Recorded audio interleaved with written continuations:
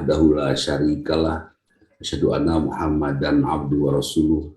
Allahumma sholli ala Muhammad wa ala ali wa sahbihi ajmain, amma ba'du. Hadirin, bagi saya secara pribadi, tahun ini kalau disebut tahun baru, saya akan memulai pemikiran yang tidak salah, tidak kegeeran tentang hidup. Saya tidak akan lagi GR ya, apa gede rasa gitu ya, bahwa hidup ini bukan untuk saya ternyata. Kita hidup diciptakan oleh Allah, bukan karena kehendak kita, dan kita pun tidak meminta kehidupan ini untuk kita. Tapi Allah ciptakan kita untuk ibadah, dan seluruh fasilitasnya oleh Allah disiapkan untuk kita melakukan ibadah dengan sempurna. Saya bertemu dengan Pak Fanju, dan dia tidak mengasihkan orangnya misalnya loh ya. Misalnya nggak mengasihkan, nyebelin misalnya. Maka saya bukan tugas saya tidak merubah Pak Fanju. Tapi tugas saya menyehatkan hati saya. Bagaimana Pak Fanju memberikan training kepada saya dan memberitahu bahwa hati saya tidak cukup sehat untuk bisa sempurna sujud ke hadapan Allah. Gitu. Jadi orang yang nyebelin atau mungkin murid-murid kita yang nggak asik adalah trainers yang melatih kita untuk membuat kita menjadi sempurna. Bahkan mungkin ada juga, karena memang hidup kita bukan untuk kita, maka pekerjaan yang sudah saya lakukan selama 1 bulan dan memberikan penghasilan, honor, penghasilan itu tidak akan saya gunakan semuanya untuk memenuhi hajat nafsu saya. Saya pakai makan, itu wajib. Keinginan-keinginannya menjadi secondary. Semuanya menjadi tidak terlalu penting dibandingkan yang sangat penting. Seyogianya kita memanfaatkan untuk makan ya, untuk keamanan, keselamatan ya, untuk kepentingan hawa nafsunya ditunda dulu. Beli handphone baru, sepatu baru, sabuk baru, baju baru, itu ditunda dulu. Karena saya bekerja bukan untuk hawa nafsu saya. Saya bekerja untuk meningkatkan kualitas individu saya. Bahkan saya bekerja pun bukan sepenuhnya bekerja, tetapi saya belajar di tengah-tengah saya bekerja. Itu. Jadi saya belajar. Ketika saya jadi guru, saya belajar untuk menjadi guru yang baik. Posisi saya sebagai bawahan seseorang, saya belajar untuk menjadi makmum, bawahan yang baik.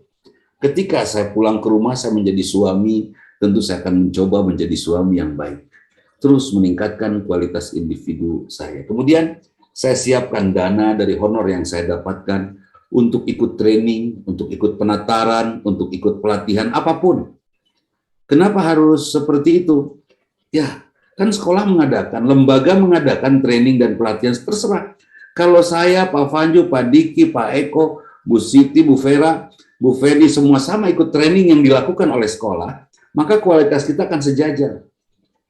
Tapi kalau masing-masing mencari sendiri training itu dengan dana masing-masing, maka kualitasnya akan menonjol sendiri. Kalau saya buka warung dan warung saya terus belajar untuk maju, maka suatu saat ada warung yang lain, maka warung yang lain tidak akan pernah jadi saingan saya. Karena saya maju sendiri. Kalau saya menjadi seorang penjahit, dari penghasilan itu tidak saya habiskan semua untuk hawa nafsu saya, tetapi untuk peningkatan kualitas individu saya. Maka saya akan menjadi penjahit yang hebat, desainer yang hebat karena saya terus belajar. Ketika muncul desainer-desainer dan penjahit-penjahit yang baru, mereka bukan saingan saya karena saya sudah lari di depan.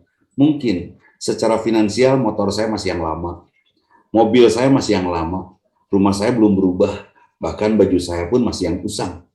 Tapi inside, ada di dalam diri saya sesuatu yang baru. Sesuatu yang selalu baru dan selalu segar. Pada saatnya ketika secara finansial mereka berhenti, kita akan lari jauh lebih dari mereka. Artinya, tahun ini adalah tahun peningkatan kualitas individu kita masing-masing. Titip ya Bu Asti ya. Jangan sampai Bu Asti, penghasilan itu hanya untuk memenuhi hajat nafsu kita. Baru gajian, akhir bulan gajiannya misalnya, langsung kita kuliner rame-rame, ngabaso.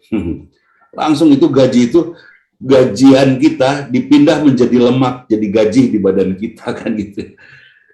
Perasaan kok rendah sekali ya penghasilan kita hanya untuk memenuhi hajat nafsu kita. Sebetulnya nafsu kita itu Tuhan bukan sih? Sampai kita harus bekerja selama 1 bulan untuk membahagiakan nafsu kita. Padahal kita tidak pernah dibahagiakan oleh nafsu. Bahkan kerap nafsu kita ya Pak Bambang, nafsu kita kerap kali mengecewakan kita.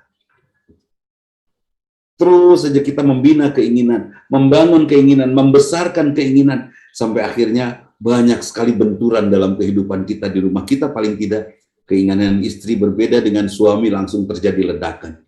Ada yang kecil, ada yang besar, ada yang sampai hancur. Ya kan? Nah, hati-hati membangun keinginan, hati-hati memupuk keinginan. Mulai tahun ini 2022 bagi kami, ya tentunya di sekolah kami ya, pesantren, ini saatnya kita membangun kualitas individu kita. Silakan Anda ikut training kemana saja, silakan Anda ikut pelatihan kemana saja, apa saja silakan. Beli buku-buku baru, jangan lihat melalui media sosial atau handphone atau browsing, nggak cukup itu. Kalau saya membaca di handphone, itu ada artikel bagus, itu saya suka. Tapi di buku saya merasa bagaimana saya berhadapan langsung dengan guru. Sebut saja buku itu tulisan Buya Hamka. Saya akan pakai baju bagus, yang terbaik yang saya punya seperti hari ini terbaik ini. Ya, ini terbaik. Kemudian saya akan baca buku dengan bismillah, dan saya hormati buku hormati betul penulisnya. Buya Hamka yang menulisnya. Saya sedang berhadapan dengan beliau. Beda dengan membaca saat kita browsing dengan e-book yang sudah banyak disiapkan, yang setiap detik ada buku baru, ya kan itu. Seperti itu. Jadi yang pertama sekali saya ingin ajak kepada sahabat semua, mari jangan GR, hidup ini Bu Vita bukan untuk kita Bu Vita. Allah yang membuat kita hidup, karena itu kita harus memperbanyak memenuhi keinginan Allah, bukan memenuhi apa yang kita inginkan itu. Ya. Hidup kita untuk itu. Kemudian apa sih yang Allah inginkan? Wa ma khalaqtul jinna wal insa illa liya'buduni. Allah menciptakan jin dan manusia untuk ibadah. Oke, saya ibadah. Ibadah yang mana? Saya akan sholat. Saya akan sholat. Sholat itu ada nasihat di dalamnya. Oke, saya dalami itu. Isi bacaan sholat. Ada Allahu Akbar, Allah Maha Besar. Ya, saya kecil saja. Ada Allahus Samad, kalau baca surat Al-Ikhlas, Allah tempat kita bergantung. Oke, saya tidak akan bekerja di Taruna Bakti untuk Taruna Bakti. Saya akan bekerja di Taruna Bakti sebagai sajadah saya sujud kepada Allah untuk Allah. Tentu saya akan bekerja lebih baik bahkan di luar batas kebaikan yang dicanangkan oleh Taruna Bakti, karena kita akan melakukannya untuk Allah. Bu Alin, kalau Bu Alin tahu tinggal 2 minggu lagi hidup kita tinggal 2 minggu nih ya. Terus apa yang akan kita lakukan? Kita akan sholat, saum, baca Quran, berdoa dan istighfar, dan itu sudah harus Bu Alin. Bahkan ya Pak Fanju, setiap kita sholat Allah mengampuni dosa kita. Bu Vita sudah diampuni belum dosanya? Sudah Bu Vita asli. Sumpah sudah pasti itu. Di sini sudah tidak punya dosa semua, apalagi laki-laki yang tadi Jumatan sudah hapus semua dosanya kecuali 2. Musyrik ya. Mempertuhankan selain Allah, seperti mungkin Bu Alin mempertuhankan cinta lebih dari Allah. Ya. Cintanya kepada Allah atau kepada suami? Saya kepada suami, kepada Allah cinta nggak? Cintalah katanya. Tapi ketika Allah menyuruh suaminya nikah lagi, Bu Alin melarang, berarti cinta Bu Alin kepada suami lebih daripada kepada Allah. Ya kan? Hati-hati. Bukan saya nyuruh Pak Fanju untuk nikah lagi, bukan. Tenang, jangan GR. Tapi justru untuk mengajak kaum ibu, Bu, hadirkan inner beauty kita melalui cahaya keikhlasan kita keluar. Dengan keimanan kita, mangga. Ya Allah, seandainya memang kelakuan suami saya nikah lagi itu karena Engkau, dan karena dia taat kepadamu dengan sebenar-benarnya, teruskan ya Allah. Tapi kalau dia nikah lagi itu karena hawa nafsunya dan bukan karena taat padamu, tetapi memanfaatkan izin darimu, memanfaatkan izin dari Allah untuk nafsunya, hentikan ya Allah. Kan itu. Bedalah. Ya Allah, seandainya suami saya Fanju menikah karena taat kepadamu, saya akan dukung ya Allah. Tapi kalau Fanju menikah kepadamu, menikah menikah kepada wanita lain itu karena memanfaatkan izin darimu, bukan karena taat kepadamu, berhentikan, kan itu. Itu. Jadi tugas kita ibadah, di dalamnya ada nasihat, bahkan nasihat-nasihat keimanan seperti itu. Oke, saya sholat, saya saum. Oh, dalam saum ada kegiatan berbagi. Apakah berbagi kepada fakir miskin ini harus kepada muslim saja, Pak Bambang? Tidak, kepada semua. Yang muslim, yang bukan muslim juga sama, mendapatkan izin kita untuk memberikan kepada mereka. Boleh, zakat diberikan kepada mereka yang bukan Islam, boleh. Sepanjang masuk kriteria itu. Fakir miskin ya, banyak hutang, al-ghorimin, terus mu'alaf dan lain sebagainya. Pokoknya masuk ke dalam kategori itu, izin untuk mendapatkan zakat ada. Oh baik, saya akan berbagi. Berbaginya tanpa syarat tentunya, karena Allah pun tidak memberikan aturan syarat menerima zakat, nggak ada. Kecuali kriterianya saja ini, gitu kan. Nggak ada syaratnya harus baik, harus kasep, harus cantik, enggak lah. Nanti yang tidak kasep kasihan nggak kebagian. Harus orang berbahasa halus. Nanti kasihan orang Medan kan. Orang Medan agak bukan kasar, tapi keras bahasanya kan itu. Teas, bukan keras, teas beda. Nah itu. Jadi Masya Allah,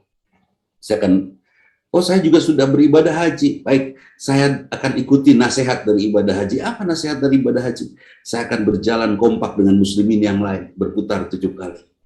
Saya akan sujud kepada Allah di tengah-tengah perjalanan saya. Kita berhenti di Hajar Aswad. Kan itu. Baik, saya akan mencari rizki meminta kepada Allah, mencari rizki, berikhtiar dan meminta rizkinya dari Allah dengan sa'i. Sesekali saya memuji Allah dan saya yakini tidak ada, dan berdoa kepada Allah. Tidak ada sesuatu yang terjadi bukan karena Allah. Bahkan saat berdoa pun ya, Kang Martin, Kang Asep, ketika kita berdoa bukan harus dikabul, yang harus kita harapkan, Kang Asep. Jadi pada saat berdoa, Kang Asep, apa yang harus terjadi? Orang berdoa adalah orang yang meyakini keagungan dan maha pengasih penyayangnya Allah. Orang yang berdoa meminta rizki, dia yang meyakini bahwa maha kayanya Allah. Kan itu. Doa adalah keyakinan, bukan permintaan. Seperti ada anak baik sekali, tidak pernah minta sama orang tuanya, pasti tanya, kenapa dek kamu nggak pernah minta sama orang tua kamu? Saya tahu orang tua saya miskin, nggak mungkin saya minta, kan gitu ya.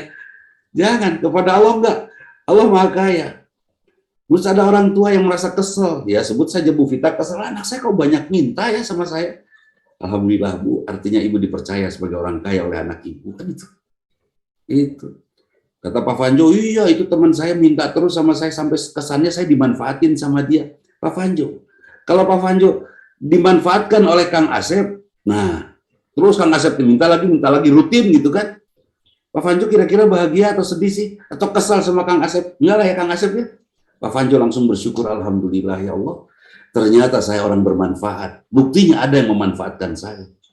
Nah tapi dia memanfaatkannya Bu, ya terserah lah. Saya suka sekali dimanfaatkan oleh teman, oleh jamaah, siapa saja mau memanfaatkan saya. Saya bahagia karena saya bermanfaat. Itu.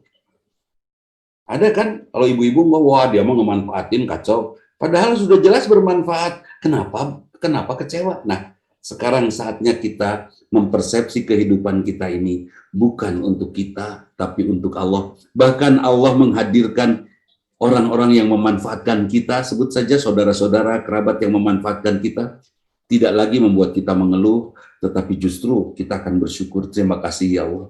Ini ukuran terendah dari kemanfaatan saya. Alhamdulillah saya bermanfaat. Nah itu Pak Eko, saya bermanfaat. Kan enak tuh bahasanya. Nah, kemudian untuk apa ibadah kita ini? Setelah nasihat-nasihat ibadah Allahu Akbar, Allah Maha Besar, saya merendah. Sami Allahu liman hamidah, orang Allah mendengar orang yang memuji. Dan oke, saya puji Allah, alhamdulillah. Dan saya puji semua ciptaan Allah. Saya hadir di room ini. Ya. Saya hadir di breakout ini. Saya melihat wajah-wajah, ada yang on kamera, ada yang foto aja, ada yang gelap saja. Tapi saya yakin ini ahli surga semua, gitu ya. Saya yakin ini hamba-hamba yang sudah diampuni oleh Allah. Saya yakin, dan Kira-kira bahagia nggak sih saya berkumpul dengan Ibu Agustina yang ahli surga, saya berkumpul dengan Ibu Nadia yang ahli surga, saya berkumpul dengan Kang Dimas yang ahli surga, Kang Afif yang ahli surga. Bahagialah. Allah saja sayang sama Pak Fanjo, ya kan? Sehingga mengizinkan Pak Fanjo hadir di tempat ini. Allah saja sayang, masa kita nggak sayang Bu Vita sama dia? Nah, itu bahagia sekali ketika saya merasakan bahwa bersama saya ada Pak Eko yang dicintai Allah, ada Pak Bambang yang dicintai Allah, ada Ibu Ero yang dicintai Allah, luar biasa, ada Ibu Sri yang dicintai Allah, itu luar biasa. Tentram, kalimat Sami Allahu liman hamidah menenteramkan saya. Dan hasil dari ibadah itu ada nasihat. Hasil dari kita dinasehati apa?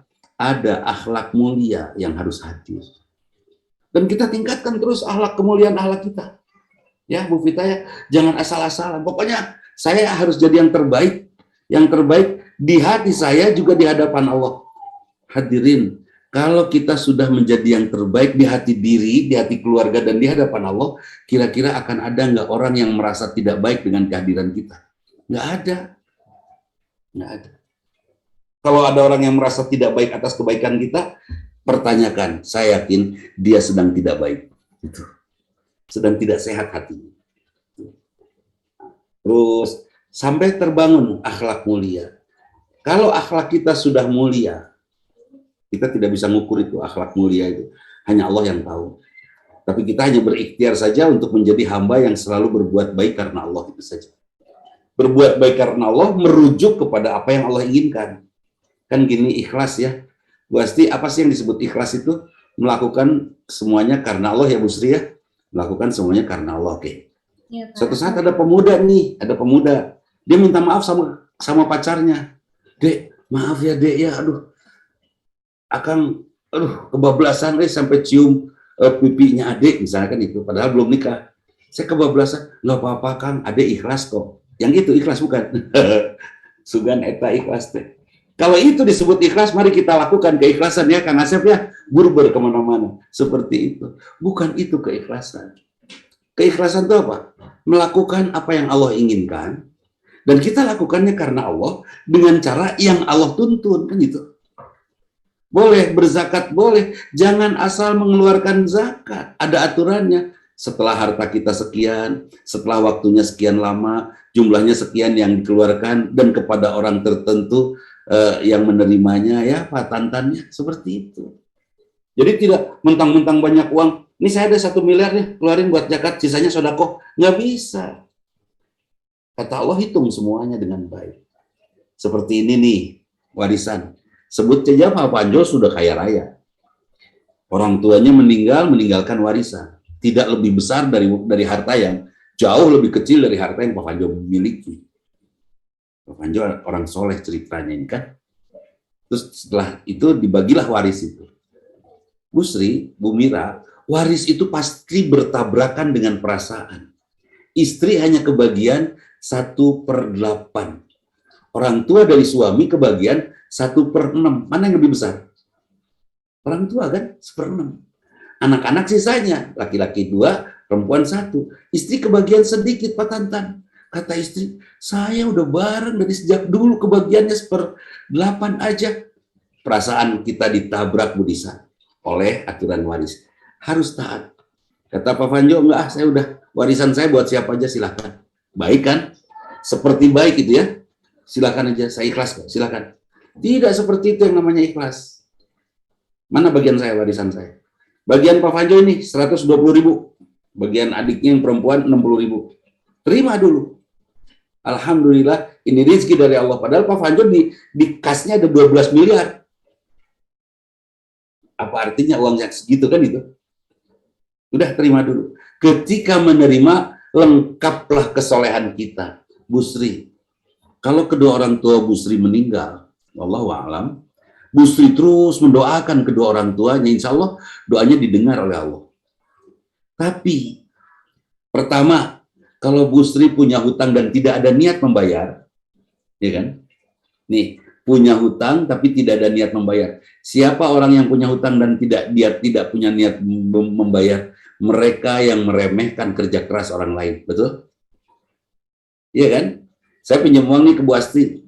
Bu Asti pinjamlah 2 juta kasih sama Bu Asti. Bu Asti nagih, saya tunda-tunda terus ketika Bu Asti nagih. Itu artinya saya merendahkan kerja keras Bu Asti untuk mendapatkan 2 juta itu. Padahal Bu Asti untuk dapat 2 juta itu kerja keras kan itu. Saya menghina. Itu hutang. Orang yang berhutang, doanya tidak akan dikabul. Catat itu. Karena dia tidak pernah bisa menghormati orang lain, Pak Hamka. Tidak bisa menghormati kerja keras orang lain. Satu. Karena itu kalau punya hutang ya bayar. Niatkan untuk membayar sesuai janji. 2 minggu, 2 minggu, seminggu, seminggu, gitu. Sebulan, sebulan, gitu. Sesuai janji. Itu baru jadi kebaikan. Yang kedua, ketika waris tidak dibagikan dengan benar, sebut saja Pak Diki serakah nih ngambil warisnya. Mentang-mentang laki-laki satu-satunya dan gagah sekali dan di dadanya ada tato tulisannya Aing Tea dan gambar mobil truk tabrakan sama bus. Kan sadis tuh. Wah, udah serem sekali tah Pak Diki Mulyawan deh. Kemudian dia ambil hak keluarganya. Kemudian dia ambil hak keluarganya, hak waris yang lain. Dan yang lain pasrah. Silakan aja, mangga gitu. Semua anak-anak ini tidak akan diijabah doa untuk orang tuanya karena dia membiarkan kezoliman Pak Diki dan Pak Diki melakukan kesewenang-wenangan dalam pembagian waris. Kenapa? Karena harta waris adalah harta milik Allah, Bu Vita. Saya meninggal. Uang yang Allah titipkan pada saya 1 juta. Saya habiskan sepanjang hayat saya 100.000, sisanya 900.000 kan. 900.000 itu saya meninggal, ada sisa 900.000. Nah 900.000 ini diambil oleh Allah. Jadi milik Allah lagi Pak Bambang. Setelah menjadi milik Allah, apa yang harus dilakukan? Bagikan seperti yang Allah inginkan karena harta itu sudah menjadi milik Allah kembali. Bukan seperti kata almarhum. Dan itu harus segera. Sebab kalau di besok-besok nanti ada yang meninggal dari keluarganya seperti kemarin tuh kasus COVID. Udah beres meninggal, pembagian waris ditunda, kebetulan anaknya 2, istrinya 2, dan tidak punya anak lagi. Anak dari istri satu, dari istri kedua 1.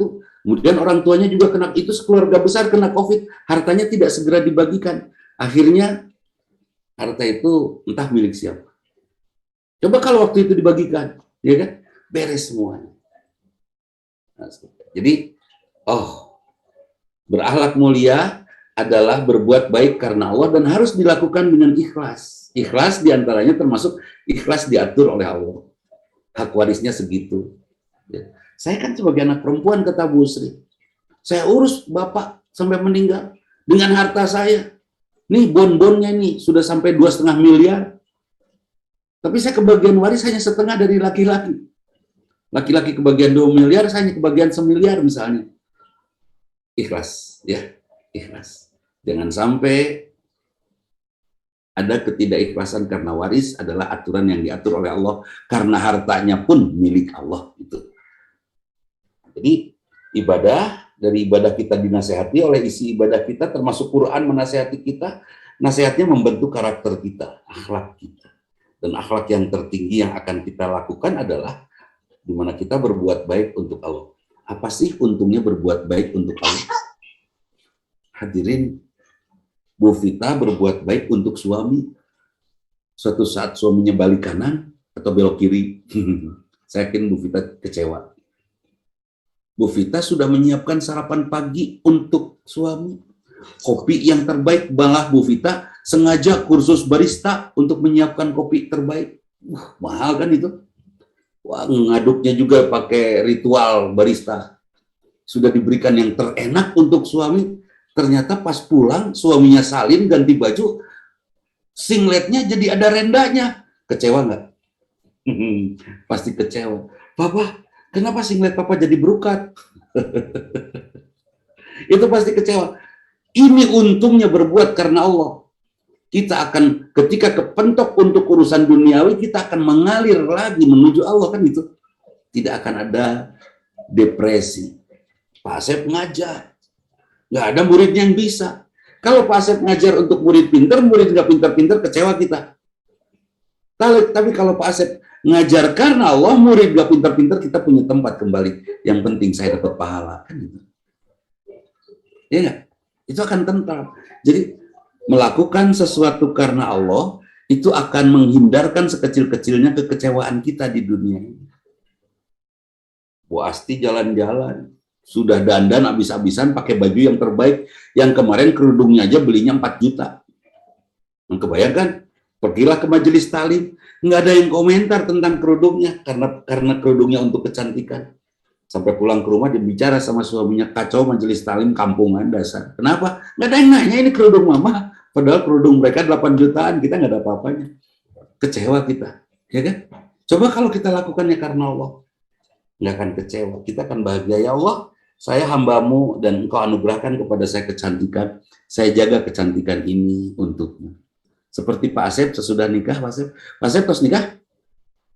Udah ya? Alhamdulillah atas, Pak. Alhamdulillah, Pajen. Nah, alhamdulillah laku keras. Nah itu kalau Pak Asep sudah nikah nih ya. Alhamdulillah nyadosna. Bentesnya. Pak Asep, dia listo bojo. Sangat, Pak. Karena satu-satunya yang menyintai saya itu. Oh, tapi gue belum pisan ya. Cantik pisan ya. Insya Allah istrinya cantik, sangat cantik dan dicintai oleh Pak Asep. Tugas Pak Asep apa? Pegang istri itu, jalankan amanah dari Allah, dan amanah terbesar untuk seorang suami kepada Allah melalui istrinya adalah jaga kecantikan istri agar tetap cantik seperti saat kita mencintainya. Tarik, pukulan bagi laki-laki yang iseng. Jaga kecantikan suami istri agar dia bisa kembali kepada Allah nanti tetap dalam keadaan cantik seperti saat Pak Asep mencintainya dulu. Itu. Jadi dalam penghasilan kita, dalam penghasilan kita, Pak Iwan, berat, berat. Tapi akan mudah kan ikhlas, Pak Iwan, kan ikhlas. Jadi, nah dari Pak Asep ini sudah disiapkan dana kemajuan individu, dana pendidikan, dana perubahan diri, dana pelatihan, disiapkan dana dapur kita, dan siapkan juga Pak Asep khusus, Pak Iwan, dana merawat kecantikan. Nah, itu kudu aya supaya motah dia merawat kecantikannya, bebas kan itu. Ulah ya mah beli lipstik sedikit, beli diprotes. Nah, itu jeung beli lipstik hidung. Siapa tahu keur usum lipstik hidung teh kan gitu ya. Nah, itu jeung beli bulu mata, jeung mata domba di bawahna. Alah, Masya Allah, jangan. Supaya kikecepan. Supaya kiki depan nggak ya anginan gitunya gelembung. Getar cetar membahaya itu. Jadi ada kondisi, tugas Pak Asep menjaga kecantikan sampai akhir hayat, dan ketika dikembalikan kepada Allah istri tetap dalam keadaan cantik. Apa kata para malaikat? Asep juara, kamu telah sukses menjaga kecantikan lahir batin istrinya sampai pulang ke sini dalam keadaan luar biasa itu. Sahur pun Bapak, yanya Pak Fanju, kata bapakku ini waktu selesai akad nikah, dia nasihati saya. Laki-laki yang hebat itu Pak Tantan adalah laki-laki yang mampu membuat seorang wanita semakin cantik setelah menjadi istrinya. Setelah saya nikah dengan istri saya, 6 tahun, 7 tahun kemudian, istri saya reuni kan. Pas reuni kata teman-temannya, Umi, mau dibeki gelis ih. Saya langsung nyalane, aing, eta. Orang biasa itu laki-laki hebat. Laki-laki hebat adalah laki-laki yang membuat seorang wanita semakin cantik setelah menjadi istrinya. Eta Pak Tantan. Kan nanti ditanya, Vita, kata temennya, mungkin dia bahasanya gitu ya, Vita, mau dibeki gelis? Alhamdulillah, dimanja, kan itu enak ya. Daripada sebaliknya, Vita, mau kacau gitu enak mah. Disiksa, kan beda darinya itu. Jadi ada kondisi yang memang disiksa, aduh, setiap hari ya suruh ayun-ayunan rudek pan. Terus ayun-ayunannya di taman kanak-kanak Taruna Bakti deh, wah, iya, habis itu jadi kia angin-angin. Nah, kondisi ini adalah kondisi di mana kita setelah beribadah berkarakter mulia, dan karakter mulia kita lakukan dengan keikhlasan, akhlak mulia. Siapa sih orang yang bertakwa itu? Orang yang bertakwa adalah orang yang berakhlak mulia, ikhlas. Itu berakhlak mulia, itu bertakwa.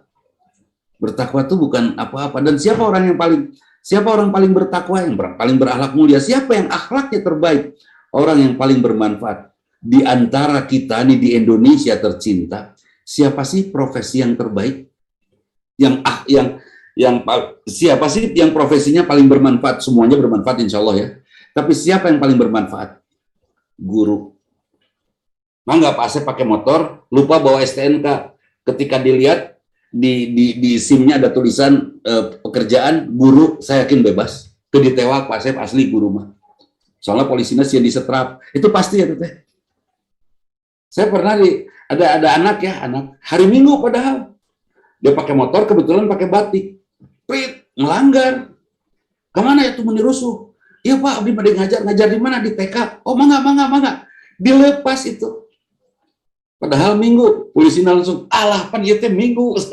Polisi ketipu ku guru, tapi guru dia memang spontan aja karena memang guru gitulah. Profesi terbaik. Mangga gerak Bu Nisa, Kang Tantan, Bu Sofi. Kita lihat pensiunan guru. Bandingkan dengan punten pisan ya. Semua juga bermanfaat dan semua juga insya Allah berkah. Bandingkan kondisi psikologis individunya, guru yang pensiun dengan pegawai bank yang pensiun. Beda tuh, beda. Jauh guru mah lebih tentram. Anak-anaknya, mari kita lihat anak-anak guru.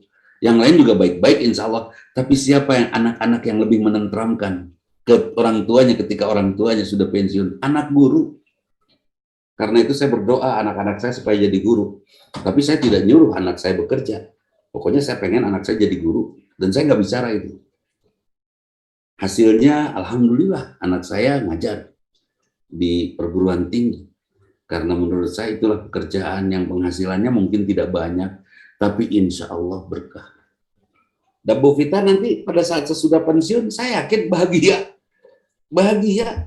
Atau biasa direcokin anak-anak, sekarang nggak akan tenang ya. Itu bahagia aslinya.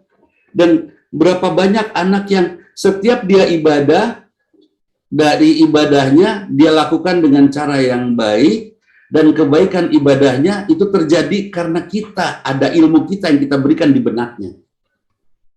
Pak Fanjo mengajarkan pada anak sesuatu, anaknya berbuat baik, di antara wawasan yang ada di kepalanya itu satu stripnya ada ilmu Pak yang sudah Pak Fanjo berikan. Kira-kira itu jadi pahala nggak buat kita?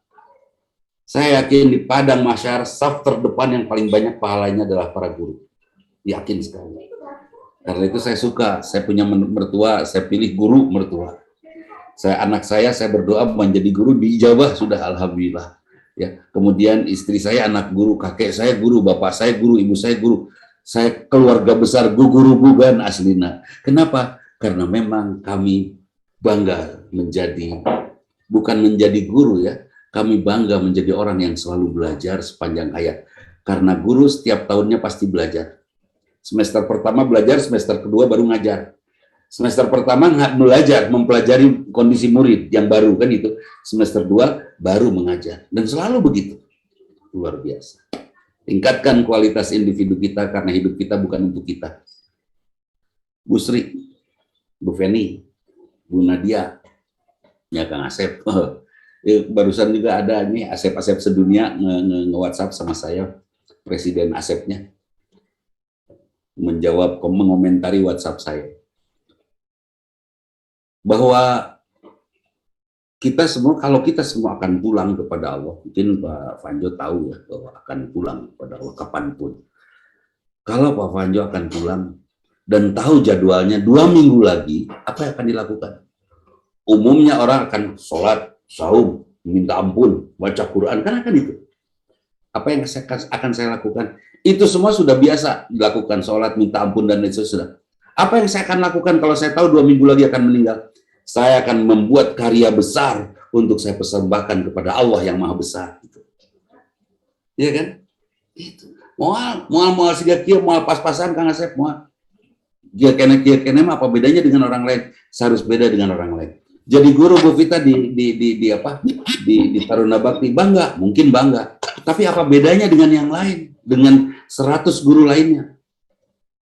Jadilah yang paling beda. Siapa? Kita yang terus belajar karena ibadah kita. Belajar terus meningkatkan kualitas individu kita. Sampai suatu saat ketika Bu Sri masuk kelas, itu anak itu nggak diajarin sama Bu Sri. Cukup ngelihat Bu Sri-nya aja udah ngerti. Kebayang tuh Edun dah. Aslinya Bu Mira terjadi, saya pernah begitu. Jadi suatu saat ya Bu Sofi, saya pernah nih Kang Mulyadi punya problem sangat depresif sekali, sangat menekan sekali, stres saya. Kemana saya harus mengadu gitu kan? Kukurilingan saya mencari cara, nggak ketemu. Akhirnya saya coba menemui guru saya. Pas saya ketemu guru saya, Masya Allah. Diajak sholat maghrib berjamaah dengan beliau. Kemudian beres maghrib, saya kembali ke ruang tamunya. Di ruang tamu saya duduk nunggu beliau. Ketika beliau datang, Bu Sofi, apa yang terjadi? Beliau hanya menatap saya sambil nanya, "Aya naon, Dudi?" Itu langsung terbuka, gelapnya hati itu langsung tutup, hati itu terbuka semuanya, langsung tenang. Saya hanya bicara sama dia, nggak ada apa-apa. Kangen aja, pengen ngobrol, pengen dapat nasihat, bilang gitu aja udah. Dan keluar dari situ plong. Kenapa itu? Karena guru saya super ikhlas.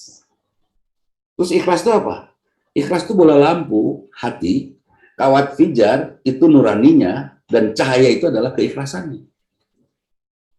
Ketika Kang Tantan ikhlasnya sampai 100 watt, maka mereka yang ikhlas 50 watt akan silau oleh Kang Tantan. Sepakat? Ya. Saya waktu itu ikhlasnya 150 watt. Pas ketemu guru saya, pada saat saya mau curhat, ceritanya nggak jadi karena beliau sangat ikhlas. Keikhlasan beliau 1500 watt. Poek dong keikhlasan saya. Dan tertutup. Karena itu selalulah bergaul dengan yang ikhlas supaya kita tidak tersesat. Nah, itu ya. Jadi kalau boleh saya simpulkan, kita lanjutkan dengan ngobrol ya, tanya jawab kalau ada yang bertanya ya, Bu Asti. Jadi hidup kita untuk Allah, untuk ibadah, meningkatkan kualitas individu kita dengan akhlak kita. Kemudian sebut manusia yang berakhlak mulia adalah mereka-mereka yang selalu berbuat karena Allah dan memberikan manfaat yang banyak. Kemudian kita dulu hadir, lahir, bersih, sehat, hebat pada saat lahir. Pulangkan lagi diri kita kepada Allah dalam kondisi sehat, sebersih waktu kita lahir dulu. Dulu kan Bu Vita lahir sangat sehat ya. Bu Vita juga harus pulang tetap dalam keadaan sehat. Jaga kesehatan hati kita di usia kita di atas usia saya lah, paling tidak saya berapa ya? 45 lah ya Pak Fanjo ya. Saya 45. Jangan protes. Tapi saya nggak tahu tanggal lahir saya tanya ibu saya juga, "Mami, hari aku teh lahir teh tanggal berapa?" Kata ibu saya apa? Nggak tahu, nggak ngelihat kalender cina gitu. Jadi udahlah 45 lah. Itu. Jadi di usia ini ke atas, ya, di usia saya ke atas, sudah tidak boleh lagi karena Bu Mia juga tidak tahu ya meninggalnya kapan ya Bu Mia, meskipun masih relatif masih muda ya. Pak Dani juga tidak tahu meninggalnya kapan karena yang banyak yang meninggal itu bukan yang tua Pak Fanjo, tapi yang muda. Yang tua sekarang tinggal sedikit karena teman-temannya udah pada meninggal waktu muda kan itu. Jadi jangan pernah merasa muda. Yang sehat itu yang meninggal lebih banyak daripada yang sakit, Bu Vera. Kenapa? Karena yang sakit itu meninggal di rumah sakit satu. Kalau yang sehat kan sepalu, se-Aceh, sebe, sekapal kan itu ya. Lebih banyak yang sehat yang meninggal. Bahkan kemarin yang meninggal waktu COVID pun yang sehat kan. Sehat keserang COVID sama aja dengan orang tabrakan maut kan. Sehat keserang COVID maut kan itu. Seperti itu. Kita akan pulang. Karena kita akan pulang, yaumun la yanfa'u malun wala banun illa man atallah biqalbin salim. Suatu saat nanti tidak ada gunanya anak dan lain sebagainya kecuali kita pulang ke hadapan Allah dengan hati yang sehat. Amin. Tetap sehat. Jadi sudah tidak boleh lagi tersinggung, siap? Kenapa saya masih tersinggung? Ya hati saya belum sehat. Nggak boleh ada kecewa. Siap, harus. Kenapa ya Bu Vera kecewa? Ya, habis Pak Fanjo sih ngaco. Ya udah, Pak Fanjo mah biarin aja. Yang penting Bu Vera hatinya sehat. Ketika saya bergaul dengan Pak Diki Mulyawan, ketika saya bergaul dengan Pak Diki, terus Pak Diki berbuat ngaco, pokoknya pikasebelen lah. Perlu kesalahan Pak Diki menular kepada saya? Jangan, biarkan salah itu milik dia sendiri, milik Pak Diki sendiri. Ya Pak Diki ya. Pak Diki mau salah, mau jadi ke neraka, silahkan. Sayanya memanfaatkan semua yang ada pada Pak Diki untuk kehebatan saya. Kan itu. Bu Vita kesal sama suami, biarin aja. Suaminya PK sebulan, biarin aja. Yang penting kitanya makin kuat. Bu, Ketika Bu Vita tahu ternyata suaminya adalah singa, padahal Bu Vita adalah pawang uncal. Jangan nyuruh suami berubah jadi uncal, tapi kita yang harus jadi pawang singa, betul? Ya, Pak Diki ya, pokoknya sih jadi pawang singa. Ketika saya bergaul dengan Pak Diki Pika sebelum, saya tidak akan ketularan salah. Saya akan menjadi orang yang mampu memanfaatkan Pak Diki untuk kehebatan saya. Itu. Ya, hidup ini belajar. Hidup ini meningkatkan kualitas individu kita. Rugi rasanya kalau pulang kita tidak tahu apa-apa. Kalau datang kita tidak tahu apa-apa, ternyata pada saat pulang kita masih juga belum kenal Allah. Siapa yang akan kenal Allah? Yang perjalanan hidupnya dimanfaatkan untuk meningkatkan kualitas individunya. Kang Iwan, kemanapun Kang Iwan berlatih, belajar, membaca, dan seterusnya, satu saat Kang Iwan, Allah akan buka hati Kang Iwan, tiba-tiba Kang Iwan menangis, ngedupruk, ngurungkut, sujud di masjid, karena Kang Iwan tiba-tiba jatuh cinta kepada Allah. Akan terjadi. Dan saya bertemu dengan banyak sekali pensiunan guru yang terus membaca, rajin. Saya ketemu juga sama seorang profesor, kata dia sambil dia menangis, banyak sekali guru besar sekarang yang tidak bisa membaca buku. Artinya guru besar yang malas baca. Masya Allah.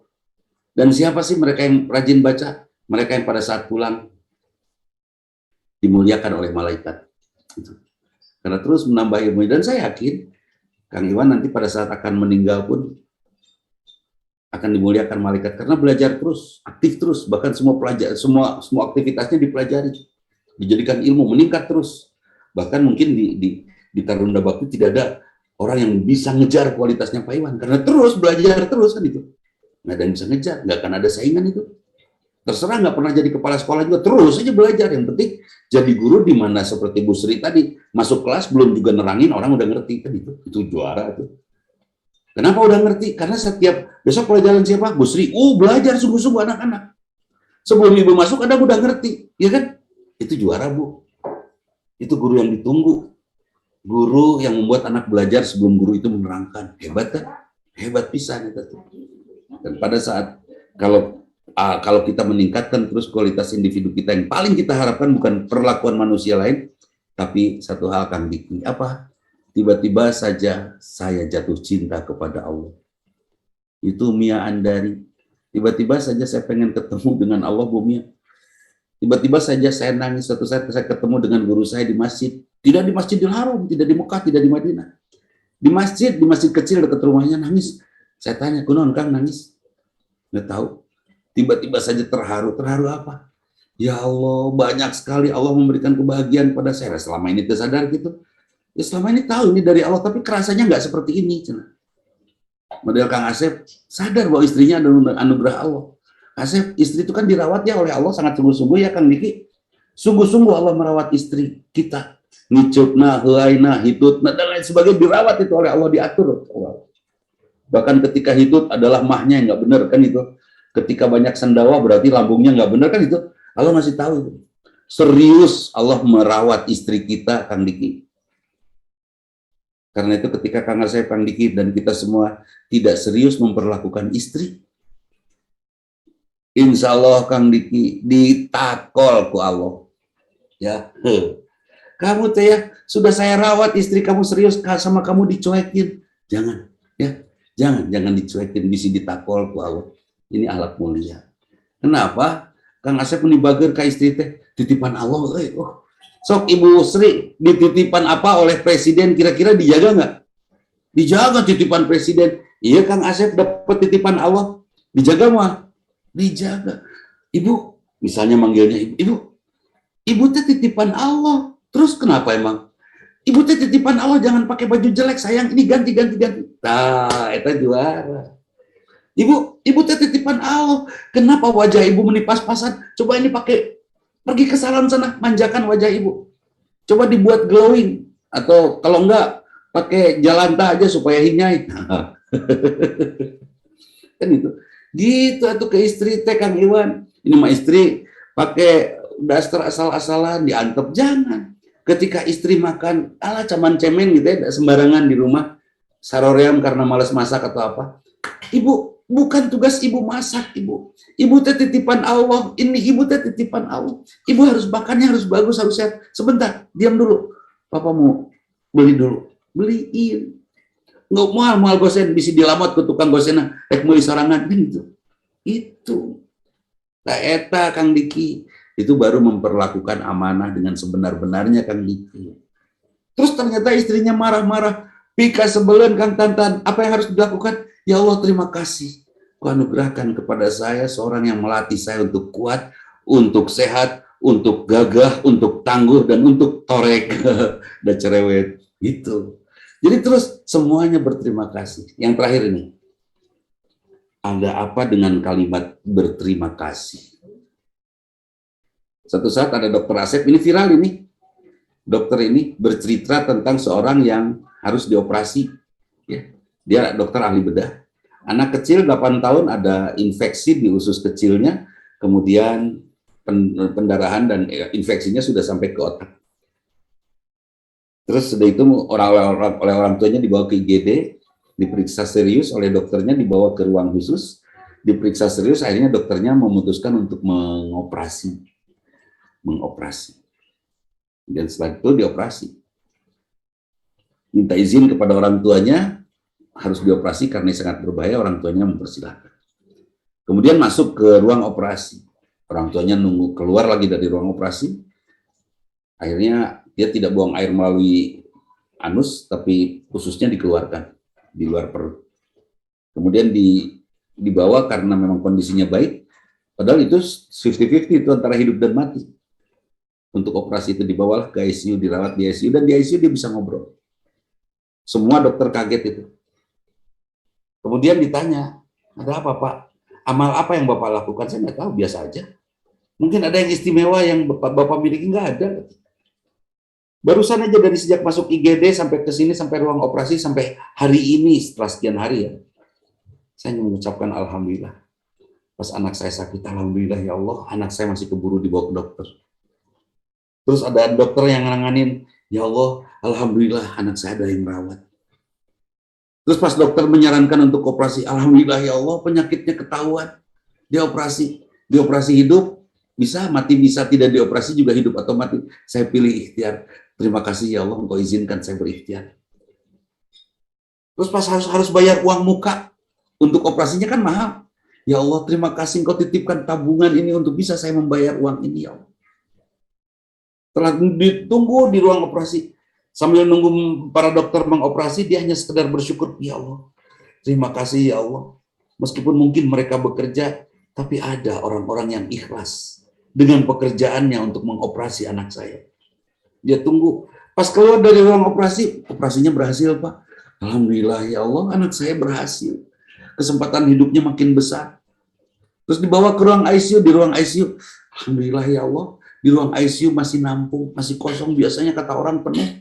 Alhamdulillah, terus sampai udah bisa bicara, Alhamdulillah ya Allah, pas ditanya mungkin itu yang membuat anak ini mendapatkan proses cepat penyembuhan. Jadi Pak Sep, istri cerewet, Alhamdulillah ya Allah, udah boga beker. Terus, istri, popolotot, Alhamdulillah ya Allah. Tidak harus ada alarm lagi. Pokoknya mah bahagia aja lah ya. Alhamdulillah aja terus-terusan. Itu, mangga saya kembalikan kepada Bu Asti.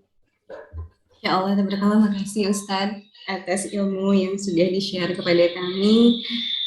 Tadi kalau saya boleh garis bawahi, sebagai individu ya Khalifah Allah, kita perlu meningkatkan kualitas hidup ya Ustadz. Karena hidup itu bukan milik kita, tapi milik Allah. Semoga semua teman-teman juga terus menambah kebaikan setiap harinya. Amin ya Rob.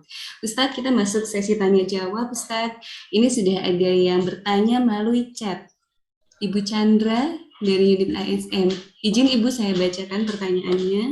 Pak Ustadz mau bertanya, untuk hukum waris bagaimana jika orang tua beramanat supaya rumah peninggalan orang tua bisa mungkin tidak dijual untuk dijadikan rumah tempat berkumpul saja. Nah, pada saat orang tua sudah meninggal, bagaimana menurut Pak Ustadz untuk saat ini ditempati oleh salah seorang anak dan anak-anak akan mengikuti amanah orang tua. Namun secara Islam ada yang mengatakan akan memberatkan almarhum. Mohon arahannya Ustadz. Nah, ini juga ada tambahan mungkin dengan kasus yang sama. mungkin ada salah satu anaknya ingin warisan tersebut dijual karena memang sangat membutuhkan biaya. Nah, bagaimana Ustadz? Mohon pendapat dari Ustadz. Baik. Jadi dari waris ini jangan membagikan waris karena kebutuhan atau keinginan, tapi bagikan waris karena taat. Ya. Bagiin dong, gue butuh duit. Bukan itu. Mau butuh duit terserah lu. Salah siapa butuhkan itu ya. Udah, warisan itu milik Allah. Oke. Bolehkah warisan itu diamanatkan, jangan dijual? Semua orang tua termasuk saya juga khawatir rumah saya ini dijual. Udah susah-susah saya beli dijual gitu kan. Ada kekhawatiran, udah buat ngumpul anak-anak aja. Sayang kalau dijual kan itu ya. Oke. Sepanjang rumah itu tidak dibagikan waris, Bu Chandra Hendriani, sepanjang tidak dibagikan waris, padahal yang lain sudah nih dibagikan warisnya. Tabungannya, mobilnya, kapal terbangnya, tank wajahnya sudah dibagikan semua, tinggal rumah. Sepanjang rumah ini belum dibagi wariskan, sepanjang itu doa anak-anaknya belum diijabah. Nauzubillah min dzalik. Kalau Bu Chandra sekarang berdoa untuk kedua orang tua, ya Allah ampuni ibu saya, itu belum dikabul. Karena kita belum taat kepada Allah dalam urusan waris sebagai kuncinya kan itu. Tapi kan ini amanat. Jangan sampai ada amanat yang karena hawa nafsunya melanggar apa yang Allah atur. Kecuali kalau rumah itu kata orang tuanya sebelum meninggal, Chandra, ini buat kamu, tapi tolong ya sama kamu dijadiin ini jadi rumah bersama. Nah, itu sudah diberikan kan? Ada saksi. Kalau tidak ada saksi tidak sah. Hanya berdua misalnya Bapak dengan Ibu Chandra bicara seperti itu, nggak sah. Tapi kalau ada saksi, sah. Meskipun itu pemberian yang sangat tulus. Nah, Chandra, ini rumah buat kamu, hak kamu. Tapi tolong Bapak titip, karena kamu sudah punya rumah, jadikan ini rumah bersama. Supaya tetap ngumpul. Hadirin, siapa sih yang membuat anak-anak berkumpul? Bukan rumah. Yang membuat anak-anak berkumpul itu umi. Arti umi itu ibu, arti umi itu apa? Pengikat. Ketika bapak meninggal, anak bisa kompak. Tapi ketika ibu meninggal, bubar semua keluarga, betul? Kecuali kita sama-sama ibadah. Jadi bukan dengan adanya rumah, itu bisa mengikat. Nah kemudian, apakah ini memberatkan almarhum? Tidak. Kasihan ke almarhum. Kasihannya apa? Doa kita tidak dikabul. Almarhum sudah tenang dengan amalnya. Mudah-mudahan almarhum amalnya soleh ya. Insya Allah masuk surga. Nah, atau jadi ahli barzah yang tentram sekarang. Tapi almarhum hanya punya kekayaan 100 miliar di alam barzah. Coba kalau ditambah lagi dengan doa-doa anaknya bisa 200 miliar kan kekayaannya di alam barzah. Nah, jadi doa anaknya belum diijabah kalau waris itu belum dibagikan. Mending kalau sekarang ada 5 anaknya semua masih bisa kompak. 3 meninggal, ada cucu nanti. Meninggal lagi, tinggal cucu bisa kompak nggak untuk ngurus rumah itu? Jangan membiarkan bom waktu itu meledak di generasi cucu kita atau cicit kita. Karena mereka kesulitan untuk membagikan harta waris yang ditinggalkan oleh buyutnya. Itu mending bagikan. Dibeli oleh salah seorang, ya, oleh salah seorang anaknya yang paling makmur. Beli, kemudian ya terserah dimanfaatkan kan itu. Jangan, sepertinya baik sih, sepertinya ya ini jadi rumah bersama, tapi suatu saat ini akan menjadi ledakan yang besar. Ini adalah bom waktu yang kita simpan oleh kita ya, ahli waris menyimpan ini menjadi bom waktu yang suatu saat cucu kita atau cicit kita akan meledak dan hancur, tidak akan saling kenal lagi. Hanya karena urusan harta yang sedikit rumah.